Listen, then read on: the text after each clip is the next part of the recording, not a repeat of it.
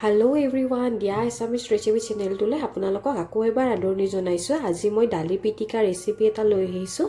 খুব চিম্পুল আৰু অতি কম সময়ৰ ভিতৰতে এই পিটিকাখন ৰেডি হৈ যায়। আপোনালোকে এনেদৰে পিটিকাখন বনাই গৰম গৰম ভাতৰ লগত পৰিৱেশন কৰিব পাৰে। এতিয়া আহকচোন ৰেচিপিটোলৈ আগবাঢ়োঁ।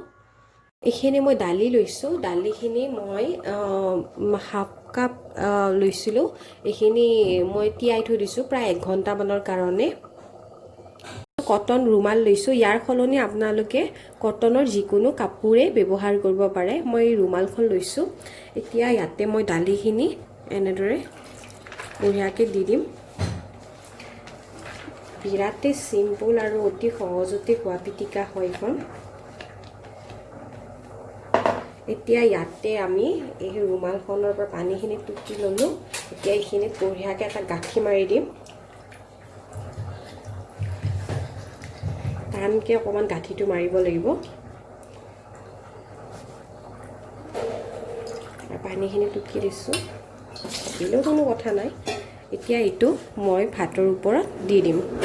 মই দালিৰ টোপোলাটো এনেদৰে ভাতৰ ওপৰত দি দিছোঁ। এনেদৰে ভাতৰ ওপৰত দি দিছোঁ। আপোনালোকৰ ভাতো হ'ব আৰু দাইলখিনিও সিজিব। এতিয়া মই ভাতখিনি বনাই ল'ম আৰু লগতে দাইলখিনিও সিজি যাব পিটিকাখনৰ কাৰণে। আপোনালোকে যদি এনেদৰে ভাতৰ ওপৰত দিব খোজা নাই তেতিয়াহ'লে অকণমান প্ৰেছাৰ কুকাৰত গৰম পানী ৰাখি বা এনেদৰে টোপোলাটো বনাইও দিব পাৰে বা দাইলখিনি অকণমান পানীত সিজাই ল'ব পাৰে। দাইলখিনি ওলাওঁতে খুবেই সাৱধানকৈ ওলাব, কাৰণ কিয় টোপোলাটো বিৰাটেই গৰম হৈ থাকে।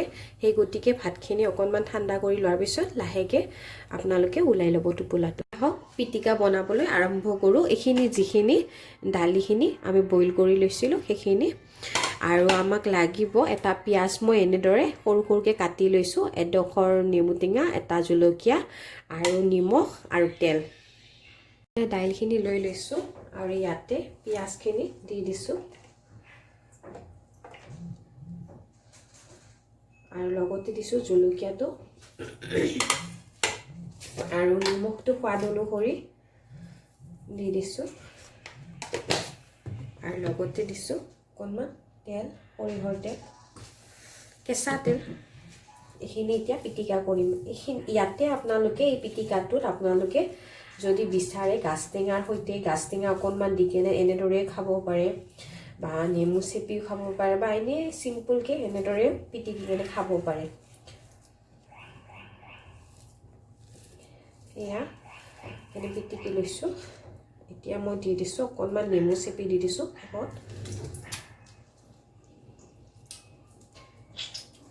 নেমুটো মই গোটেইখিনি নিদিওঁ, নেমুখিনি অকণমান দিছোঁ। বেছিকৈ দিলে টেঙাও হৈ যাব পাৰে, সেই গতিকে গোটেইখিনি দিয়া নাই, অকণমান টেঙা দিলেই হ'ল। আপোনালোকে আচাৰৰ যদি জলকীয়া বা আচাৰৰ যদি তেল আছে তেনেদৰে দি কেনেও পিটিকাখন বনাই এনেদৰে খাব পাৰে। এয়া আমাৰ দালিৰ পিটিকাখন কমপ্লিট ৰেডি হৈ গ'ল। এতিয়া শেষত মই অকণমান গাৰ্নিচিং কৰোঁতে ধনিয়া পাত এনেদৰে অকণমান কাটি কেনে দি দিছোঁ। যদি আপোনালোকৰ ওচৰত আছে ধনিয়া পাত দিব, নহ'লে নিদিলেও কোনো কথা নাই।